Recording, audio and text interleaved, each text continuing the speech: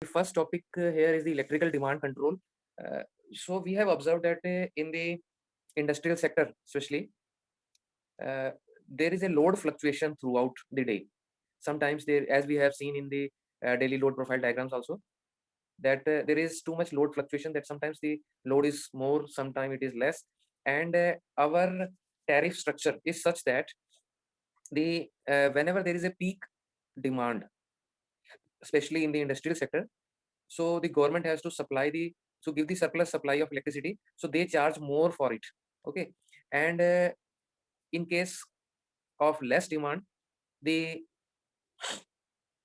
charge may be less. Okay, for example, if the industries are running on single shift mode, that is that they are running on the day shift only, so during the day most of the offices are running, government, private, educational institutions are running, so electricity demand is more. So if at that time the electricity is demanded by the industrial sector, so they are charged more. But if the industry is running in three shifts, okay, so during the night the demand is less, or you can say that government is having surplus electricity.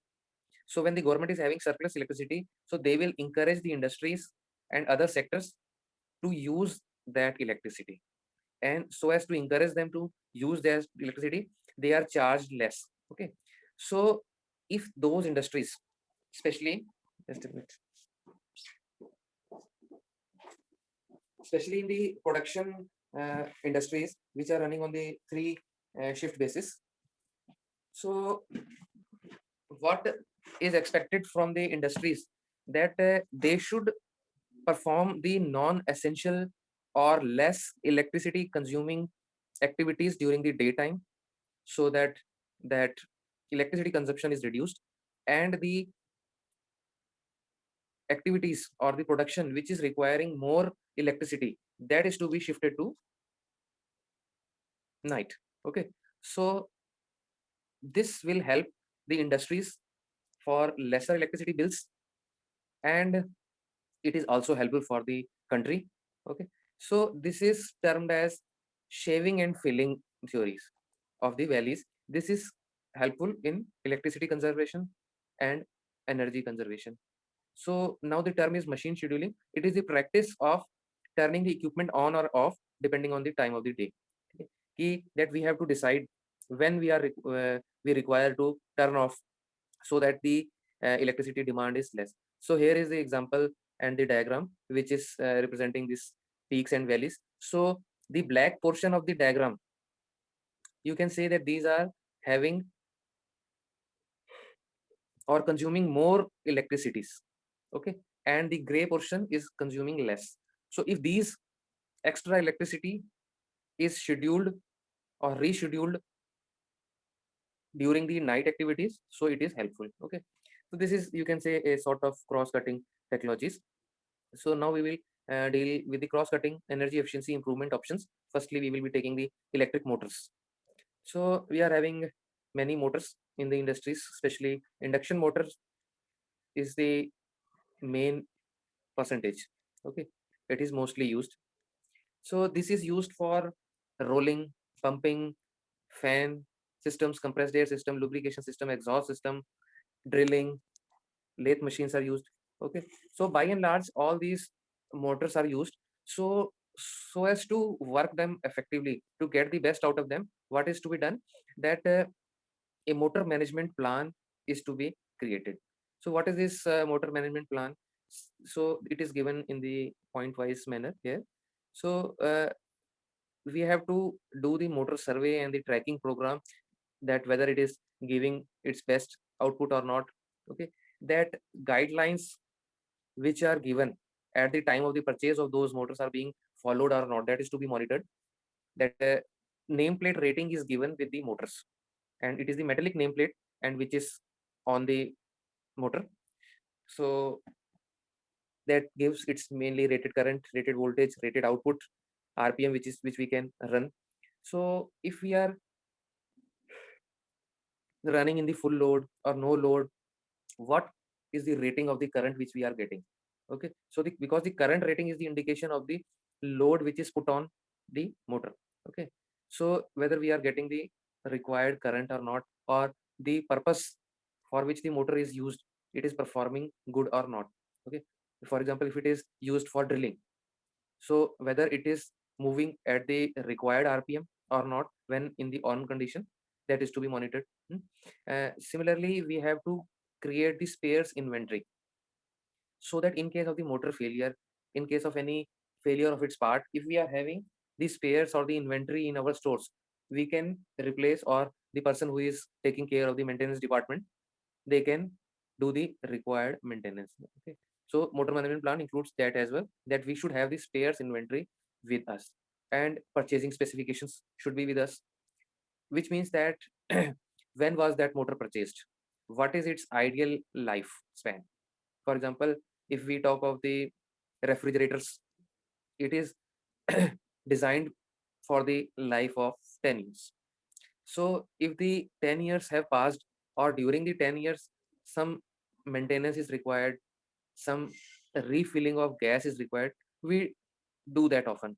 But if the age of that refrigerator passes 10 years, okay, then if we are spending more on the maintenance, repair and maintenance, then that is not advisable by the companies.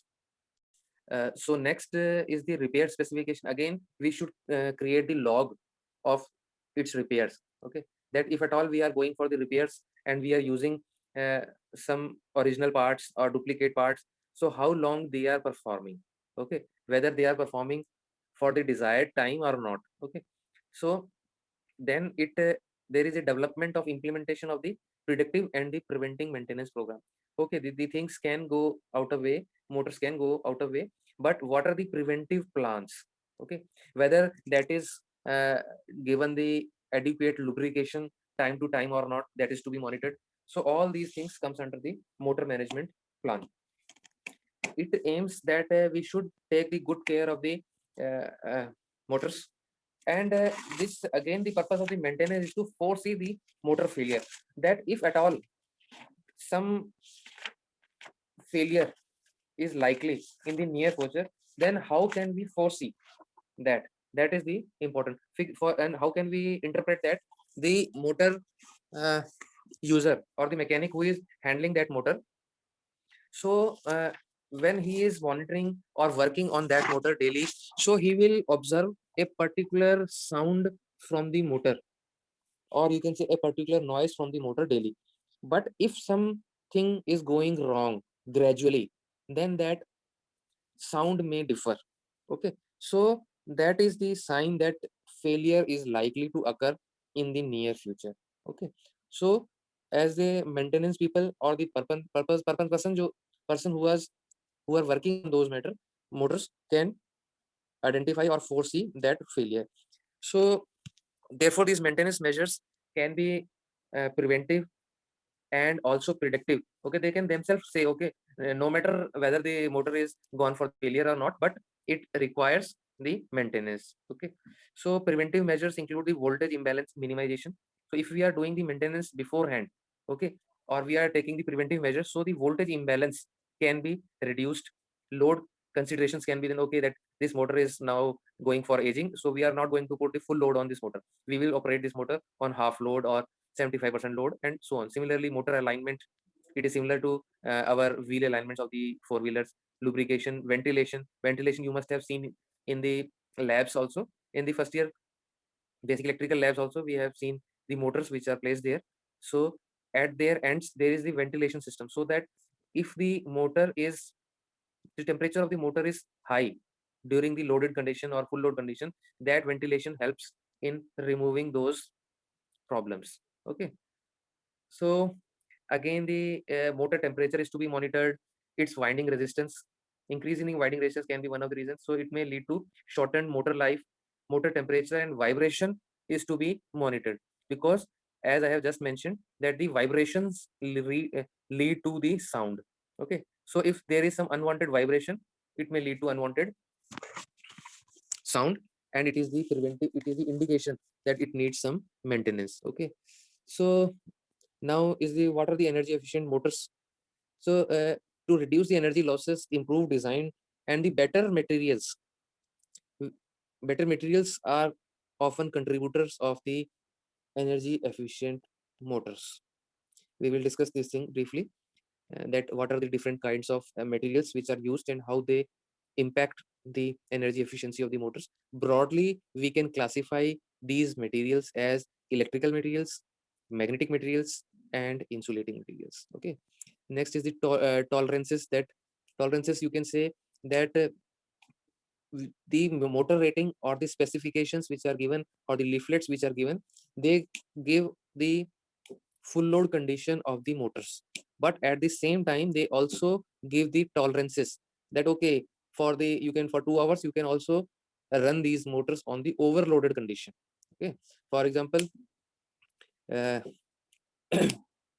mm, for example, you can say that you can take a case of the incandescent bulb, that it can run efficiently uninterrupted manner for 10 hours. For example, if this is the specification which is given by the that particular bulb manufacturing company. Okay, so because the bulb manufacturing, this illumination is there during the bulb, but there is also large amount of heat produced. Okay, so they must have calculated okay, 10 hours is okay to operate successfully, so that the temperature during the 10 hours for a particular bulb will be this, so that is good enough for the outer glass boundary of the bulb.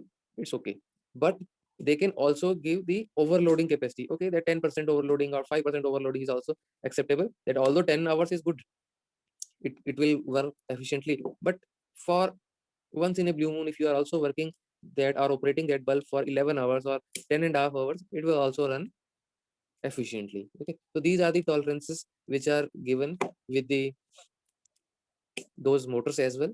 So with proper installation, energy efficiency motors can stay cooler. Proper installation means that whether it is installed at proper height or not, or it is installed in such a position or at such a labs or rooms which is properly ventilated or not. Because if the room temperature is good, then that machine or motor will also work efficiently. Okay, so it will help in overcoming the heating loads, higher surfacing service factors, long bearing life. Bearings will also have longer life. Insulation life will be more, less vibrations will be there. So if the go by these industry standards, if a motor is operating for 2000 hours per year, then it is good enough.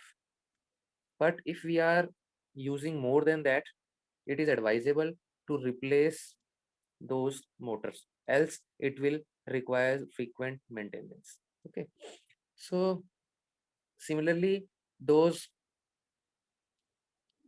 different motors is having different payback periods. Okay, for example, for 50 HP motors, if it is working for the desired number of hours per year, then its payback period is 15 months. So in layman language, according to the Energy Policy Act of the 1992, the payback period means the recovery of the money which we have invested on the motors. Okay, so the better materials, if we are talking of the electrical materials, the role of the electrical materials is that it should conduct the electricity. When we are talking that it should conduct the electricity, so it means that the current in the motors should flow in the required positions and at required rating. Okay, whether it is the field coils which are using the electrical conductors, coppers or aluminum, whatever it may be, or it may be the those conductors or those coils, armature coils, it could be armature coils, or those coils which are connected to the load, so that the desired current is received by the load. Okay, similarly, if it is used for the field coils, so that those machines or motors get excited enough. What do you mean by excited enough? That it is also, these field coils are placed in the magnets, or these magnets are the electromagnets. So when these current flow in these field coils which are connected to these magnetic materials or the motors, then these magnets get magnetized or energized, and the flux flows from north pole to south pole. Okay, so if we are using good magnetic material, the flux will not get leaked, and it will also follow the desired path. Okay, from north pole to the south pole in case of the motors which we are talking. Similarly, insulating materials, what are these materials? These are those materials which prevent the flow of the current. So it is used at such places where it is not required to get the electricity or current. Okay. So next is part is the rewinding of the motors. The common problem which occurs in the motors is the winding. Winding gets burned.